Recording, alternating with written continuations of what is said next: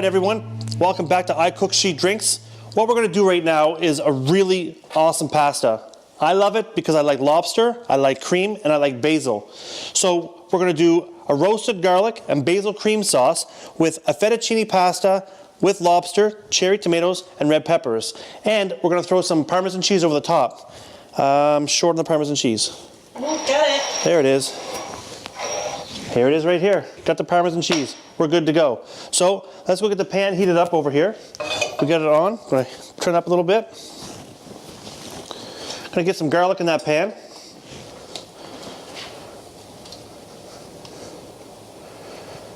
There's a lot in there. I've got enough pasta in here for 2 people. You can see here. So this here is going to start to brown. And then what you want to do is you don't want, the lobster was already pre-cooked. So the main deal is when you have your lobster cooked, you pull it off and it's cool, then you add it into the pasta as it heats up. You don't want to put this and saute it with the garlic because you're going to turn the lobster really rubbery and it's going to get really tough. So I got my garlic in there. Now what I'm going to do, I'm going to grab a different spoon, put some basil in there, equal parts basil, equal parts garlic. That way you get a good blend of both. Because really, you don't want to overpower the flavor of that lobster.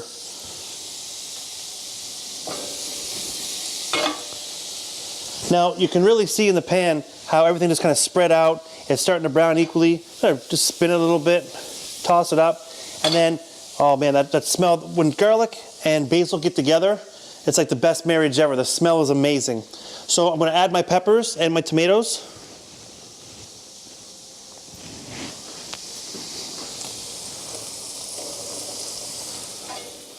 You want to make sure when you're washing your garlic, you don't burn it. So make sure you're cooking it slow and keep the heat consistent.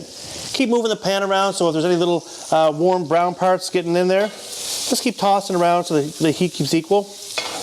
When you're sauteing these vegetables, again, don't overcook them. You don't want anything soggy in your pasta. As you can see now, it's starting to get nice and brown. You get some caramelization on the outside, you can see it. I'll just keep turning it and working it. What I'll do before I add my lobster, I'm going to go ahead and I'm going to add some of my white wine to this. You can add sherry, you can add cognac. I don't want this dish too sweet. I want to be able to taste the flavor of the sweet lobster. What I'll do is I'll add my seasoning right before I add that. So I go over here, and again, I'm going to add my seasoning.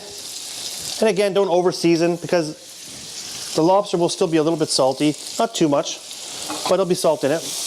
And again, now you can really start smelling those flavors.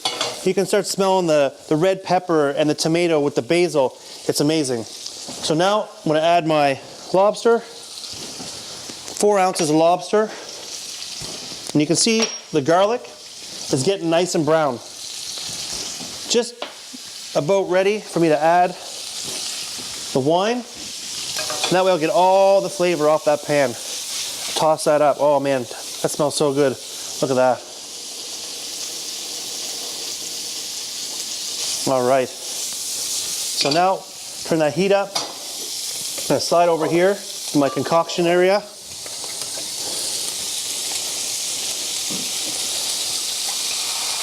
Add some wine.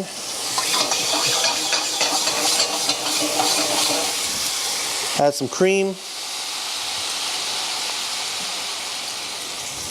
And again, you know, I can't tell you exact measurements, but I'm just mixing on the fly because I am mixing for a bunch of people here. What I want everyone to do though is be consistent with what you cook. Understand your flavors and learn what to mix in the pan. Now I have everything in there, it's starting to reduce. I want it to thicken. Now, the term that people call, it's called nappe, and in French, you know, we have a French person here. What does nappe mean? What? Nappe. I don't even know. Come on! Nappe, holy God. So nappe means when you put your spoon in a dish or your fork or a knife and you put it in, it shouldn't drip off like that. You know what's done when you dip your spoon in, you pull it out, it should just sit there and lightly fall off. That's when you know it's ready. And if you could smell this right now, oh man, your mouth would be watering. You don't get this way for not eating your food. Oh, that smells so good. The basil, the basil's really punched out. I can really smell that. And the aroma of the tomato in this pasta sauce is fantastic. So it's at that point now where I see the whole plate or the whole pan is bubbling. If you let it go too much, your sauce is going to separate. So the important thing is, if you do see it to the point where it's getting ready to separate, pull it off, add a little bit more cream, mix it back in. Now, I'm going to add my cheese. Amanda, this is all the cheese you gave me? 1 ounce? Yeah. Come on. Give me some more cheese, please. If you like your pasta cheesy and you want some, oh, look at that. Oh, so good. If you want it to get nice and cheesy, get that flavor through there. I think she's drunk. This is why it's taking too long to get some cheese out of her. That's good. Okay. All right, here we go. Now, I'm gonna add my fettuccine. Fettuccine is my favorite pasta. Equal body, it's heavier. Look at that, look at that. Oh. A lot of people, when you go to restaurants, they're gonna serve you a pasta, and that pasta is gonna be all runny, and the sauce is gonna pour all over the place like soup. That's not how pasta was intended. That's how soup was intended. I'll be making soup later, so stick around and see how that's done. So it's getting to the point now where it's cooking off, it's getting nice and thick, the cheese is melting through. I can smell everything through this pasta. I'm telling you, you need to make this at home. If you don't have access to fresh lobster and cooking it yourself, that's fine. You can buy frozen packaged lobster, let it defrost in the package, drain it off, and use that for your supply of food. But we're in Nova Scotia. We have fresh lobster all the time.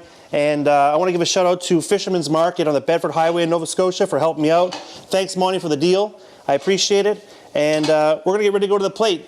Meet me on the cutting board. All right, here we are. And you want pasta to stand up. I want it to look like a tower. It's like the Leaning Tower of Pisa. This will be the lobster tower here. Look at that. Oh, that lobster. And the peppers. If you could only smell this. All right, so what I'm going to do just to top this off. That smells good. So this here, it's a little bit of chive oil.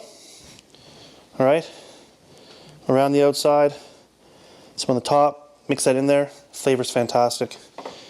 And we'll go ahead and we'll finish that off.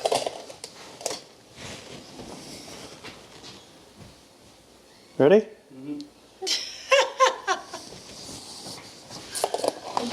Done.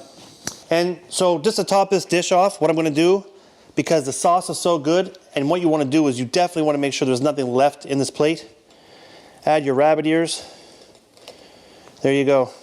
There's your lobster pasta.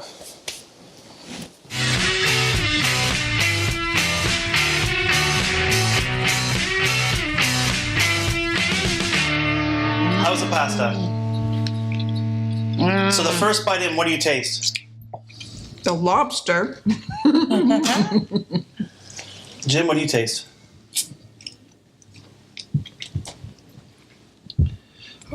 Dave, I'm going to tell you, you nailed it with the wine sauce. Yeah. Oh, it's, oh.